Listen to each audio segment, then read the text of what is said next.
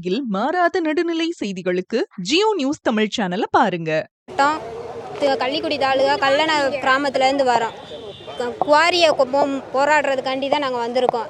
இதுவரைக்கும் நாங்கள் மக்களாக போராடி எந்தவித நியாயமே எங்களுக்கு கிடைக்கவே இல்லை. நாங்கள் இன்றைக்கி இராணுவ வீரர்களோடு வந்திருக்கதே குவாரி வேண்டாம், அவங்கள வச்சு நாங்கள் தனிப்பட்ட முறையில் எவ்வளவோ எங்கள் ஊருக்காக போராடி எவ்வளவோ பண்ணி பார்த்துட்டோம். அதுக்கான நியாயம் கிடைக்கவே இல்லை. கலெக்டர் சார் எல்லார் முன்னாடி எல்லாமே கோரிக்கையை வச்சுட்டோம். அதுக்கான எந்த நடவடிக்கையுமே கிடைக்கல. இன்றைக்கி நாங்கள் வந்திருக்கதே எல்லாமே எங்கள் அண்ணன் தம்பி மாமாமார்கள் தான். இவங்க எல்லாமே இராணுவ வீரர்கள். எங்களுக்கு கிடைக்காத அவங்கள வச்சு போராட வந்திருக்கோம். கண்டிப்பான முறையில் எங்களுக்கு தீர்வு கிடைச்சே ஆகணும். அது கிடைக்கிற வரைக்கும் நாங்கள் போகவே மாட்டோம். குவாரி வேண்டாம்ண்டு கல்குவாரி இயற்கை வளங்களவே ஃபுல்லாக இது பண்ணிக்கிட்டு இருக்காங்க. அந்த இயற்கை வளங்கள் எங்களுக்கு மீண்டும் வேணும். நாங்கள் ஒன்று எங்கள் ஊருக்காக வேறு அது வேணும் இது வேணும்ட்டு வரல. இருந்த இயற்கை வளங்களை மீண்டும் கொண்டு வர்றதுக்காண்டி தான் போராடிக்கிட்டு இருக்கோம். இந்த கல்குவாரி வேணாம்ன்றதுக்காண்டி தான் போராடிக்கிட்டு இருக்கோம். கல்குவாரினால் எங்கள் ஊர் இயற்கை வளமே அழிஞ்சு போச்சு. இயற்கை விவசாய வளமே அழிஞ்சு போச்சு. குழந்தைகள் எல்லாம் ஆரோக்கியமாக இருந்ததே போச்சு. எவ்வளவு இயற்கையான வளங்களோட நாங்கள் எவ்வளவு ஆரோக்கியமாக வாழ்ந்துக்கிட்டு இருக்கோம். இந்த குவாரி வந்ததுனால அது எல்லாமே அழிஞ்சு போச்சு. ஆடு மாடு இயற்கை வளங்கள் விவசாயம் நம்ம நாட்டுக்கே முதுகெலும்பு விவசாயம். அந்த விவசாயமே அழிக்கப்பட்டுக்கிட்டு இருக்கு. நாங்க அப்புறம் அதனால தான் நாங்க போராடிக்கிட்டு இருக்கோம். வெடி வைக்கிறாங்க, அந்த எல்லாமே தூங்குற குழந்தை எந்திரிச்சு அந்த அழுக ஆரம்பிச்சிருது. அதனால தான் இயற்கை வளங்கள் ஒரு அகதிகளாக தான் எங்கள் சொந்த ஊரில் ஒரு அகதிகளாக தான் நாங்கள் வாழ்ந்துக்கிட்டு இருக்கோம். எங்களுக்கு ஒரு காக்கா குருவிக்கு இருக்க ஒரு அடிப்படை ஒரு பாதுகாப்பு கூட எங்கள் கல்லணப்புதூர் மக்களுக்கு அந்த பாதுகாப்பு இல்லாமல் தான் நாங்கள் வாழ்ந்துக்கிட்டு இருக்கோம்.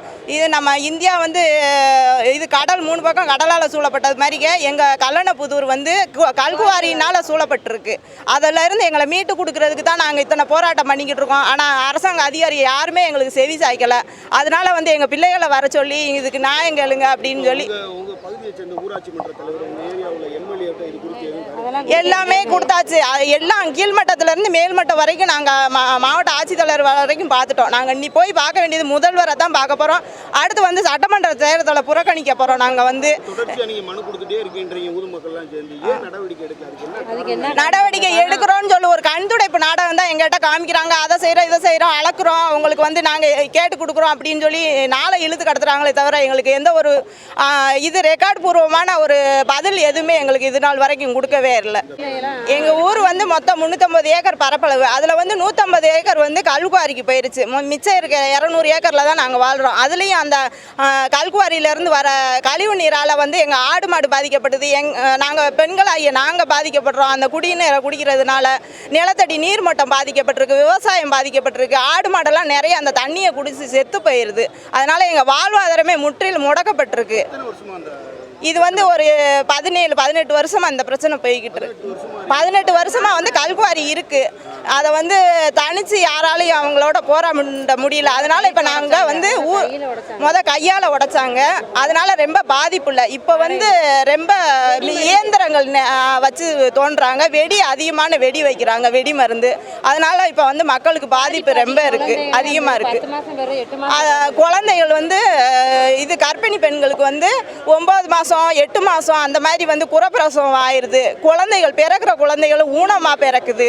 அந்த மாதிரி நிறைய பாதிப்புகள் எங்கள் கிராமத்தை சூழ்ந்துருக்கு. இதெல்லாம் எங்களால் அந்த தண்ணியினால தான். அந்த வெடி மருந்து இதுக்கு முன்னாடியெல்லாம் எங்கள் ஊர் நல்லா செழிப்பான ஒரு கிராமமாக தான் இருந்துச்சு. இந்த கல்குவாரி வந்ததுலேருந்து தான் இந்த மாதிரி ஆயிடுச்சு. அதனால் இதிலேருந்து காப்பாற்றி கொடுக்குறதுக்கு எங்களுக்கு என்ன வழிமுறை தெரியுது அத்தனை வழிமுறையை செஞ்சுக்கிட்டு தான் இருக்கோம். ஆனால் யாருமே செவி சாய்க்கலை. எங்களுக்கு எதுவும் ஒரு நியாயமான தீர்வு எங்களுக்கு இன்னும் கிடைக்கல. நாங்கள் இன்னைக்கு கிடைக்கிற வரைக்கும் இந்த இடத்த விட்டு நாங்கள் போகவே மாட்டோம். அவங்க எங்களுக்காண்டி தான், எங்கள் பிள்ளைய தானே, எங்களால் போராட முடியல. அதனால அவங்கள போராடுறதுக்கு நாங்கள் வர சொல்லியிருக்கோம். அவங்க எங்கள் ஊர் தான், எங்கள் பிள்ளைய தான் அவங்க எல்லாருமே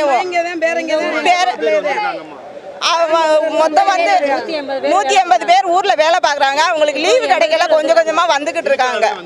இதுக்காகவே தான் லீவு போட்டு வந்துகிட்டு இருக்காங்க. அவங்க குடும்பம் எல்லாமே இந்த ஊர்ல தான் இருக்கு. அவங்க போய் எல்லையை காப்பாத்துறாங்க. அவங்க குடும்பத்துக்கு எந்த பாதுகாப்பும் கிடைக்கல. அதனால நாங்க நாட்டுக்காண்டி போராடுறோம். எங்க வீட்டுக்காண்டி நாங்க உசுரை கூட கொடுக்குறோம்னு சொல்லி வந்திருக்காங்க. வீட்டுக்காண்டி. என் பேர் தனலட்சுமி சார்.